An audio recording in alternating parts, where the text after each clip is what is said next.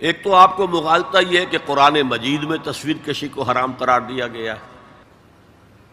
قرآن میں کہیں یہ حکم موجود نہیں ہے، بلکہ قرآن میں تو حضرت سلیمان کے بارے میں آتا ہے کہ ان کے لیے جو جنات جو تھے ان کی غلامی میں وہ تماثیل بھی بناتے تھے، مجسمے بھی بناتے تھے، تو مجسمہ سازی بھی حرام نہیں تھی اس وقت۔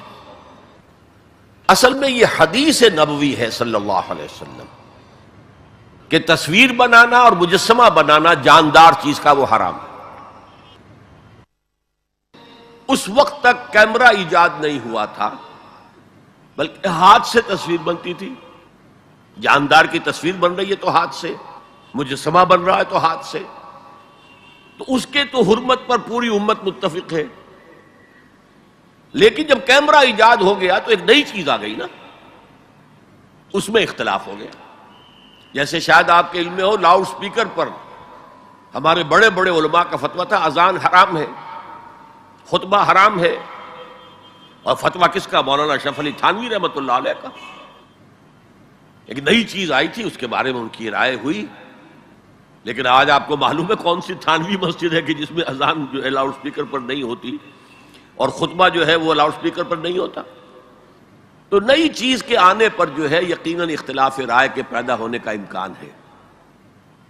عالم عرب کے تمام علماء کا تقریباً اس پر اتفاق ہوا کہ چونکہ اس میں ہاتھ کا کوئی عمل نہیں ہے، یہ عکس ہے، یہ جائز ہے،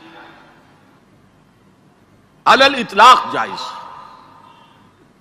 اس سلسلے میں آپ کو ایک لطیفہ بھی سنا دیتا ہوں۔ پاکستان میں ایک علماء کی کانفرنس بھی ضیاء الحق صاحب نے کروائی تھی، پوری دنیا سے علماء آئے تھے، کراچی میں کانفرنس تھی۔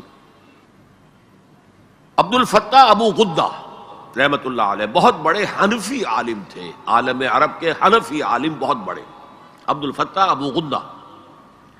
اور یہ اصل میں جو عثمانی حکومت تھی ترکوں کی خلافت والی، اس کے میں جو شیخ الاسلام تھے ان کے شاگرد رشید تھے،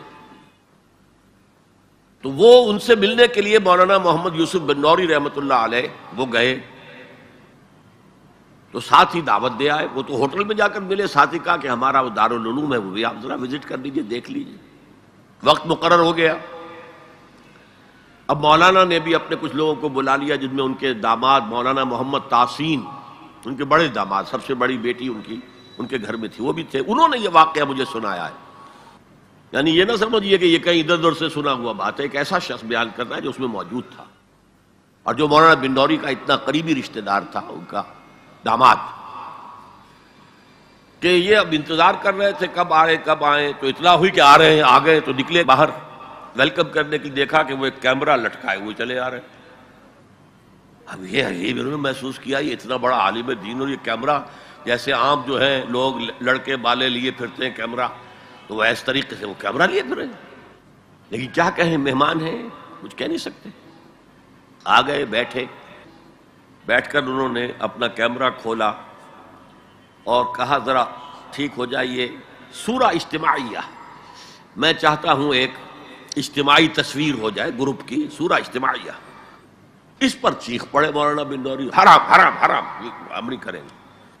انہوں نے کیمرہ تو بند کیا، لائیے دلیل، حرام ہونے کی دلیل کیا ہے؟ جو دلیل انہوں نے دی وہ کاٹ دی، جو دلیل دی وہ کاٹ دی، جو دلیل دی وہ کاٹ دی۔ آخر میں مولانا بن نوری کو کہنا پڑا کہ ٹھیک ہے یہ حرام نہیں ہے، لیکن یہ خلاف تقویٰ ہے۔ آپ نے کہا ٹھیک ہے، آپ اس پر قائم رہیں، خلاف تقویٰ ہے، مجھے اس پر کوئی وہ نہیں ہے، لیکن یہ کہ آپ حرام کہیں گے تو مجھے دلیل دینی پڑے گی۔ آپ قرآن و سنت کی روح سے تصویر کشی حرام ہے، تو یہ آپ کے سامنے جو اتنے بڑے بڑے ویڈیو کیمرے گھوم رہے ہیں، یا ٹی وی پر آپ کی جو تصویر آ رہی ہے، آیا یہ صحیح ہے یا اچھا ہے؟ یہ سوال کر لیا۔ دیکھیے، کتاب و سنت کی روح سے جو چیز حرام ہے وہ ہاتھ سے تصویر بنانا ہے، کیمرہ تھا ہی نہیں۔ حضور کے زمانے میں ہاتھ سے تصویر بنتی تھی، ہاتھ سے بنائی جانے والی تصویر حرام مطلق ہے۔ اس سے پہلے وہ بھی حرام نہیں تھی، یہ بھی جان لیجئے۔ جیسے سجدہ تعظیمی جائز تھا، ایسے ہی حضرت سلیمان کے بارے میں آتا ہے، تماثیل، یہ بڑی بڑے تماثیل بناتے تھے لوگ، جنات جو تھے ان کے لیے۔ لیکن شریعت محمدی میں ہاتھ سے تصویر بنانا جاندار کی، نقشہ ہے آپ کھینچ رہے ہیں، کوئی فطری لینڈسکیپ ہے، کوئی حرج نہیں، جاندار کی تصویر بنانا حرام مطلق ہے، لیکن جب کیمرے کی ایجاد ہوئی تو اب یہ مسئلہ اجتہادی ہو گیا کہ آیا وہی حکم اس پر بھی ہوگا کہ نہیں ہوگا۔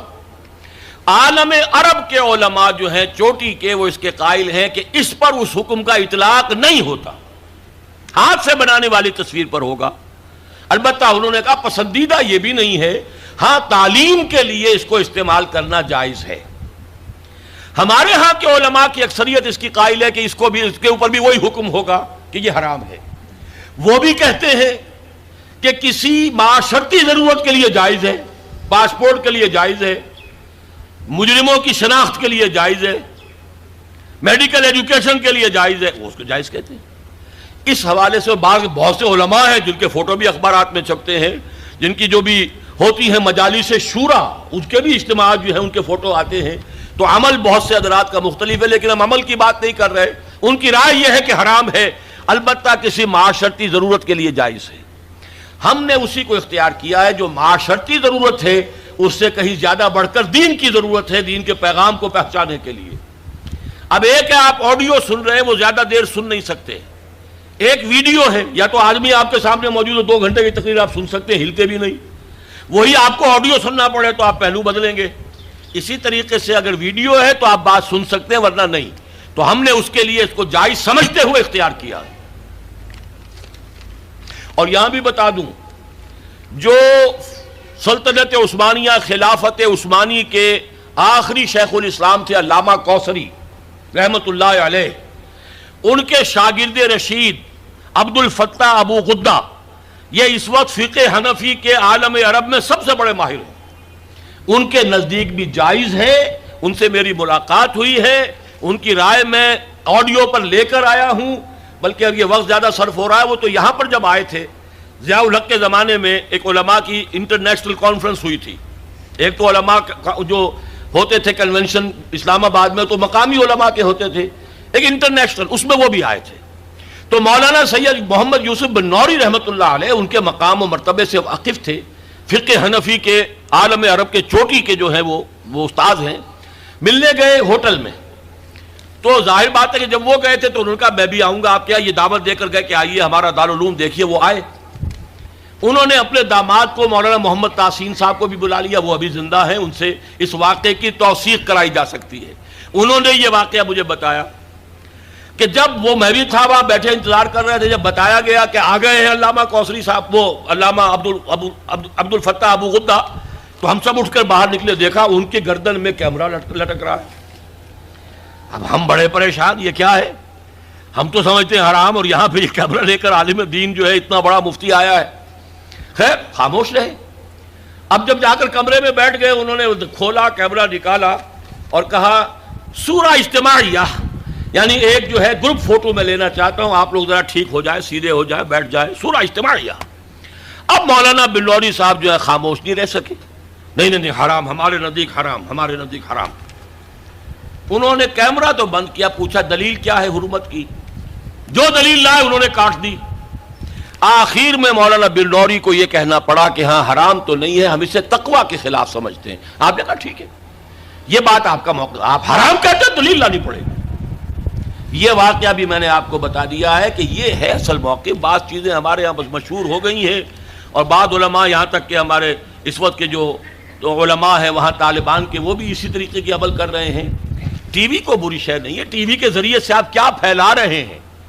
ہمارا یہ تھا کہ ایک زمانے میں تو یہ رائے تھی کہ لاؤڈ اسپیکر اذان بھی حرام ہے، نماز کی امامت بھی حرام ہے۔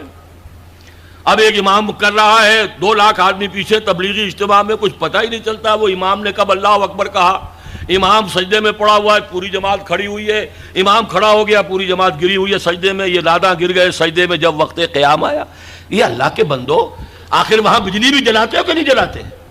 وہاں پر جو ہے لالٹینیں جلایا کرو، بجلی کا کیا تمہیں حق پہنچتا ہے؟ لیکن یہ چیزیں ہوتی ہیں، اس میں ضرورت ہے کہ اپنی نگاہ کو وسعت دی جائے۔ لاؤڈ سپیکر میں کوئی خرابی نہیں ہے، اس کے ذریعے سے اذان دیجئے تو یہ اچھا ہے، اس کے ذریعے گانے نشر کریں گے برا ہے۔ ٹیلی ویژن کے ذریعے سے دین کی تعلیم کی جائے وہ اچھی ہے۔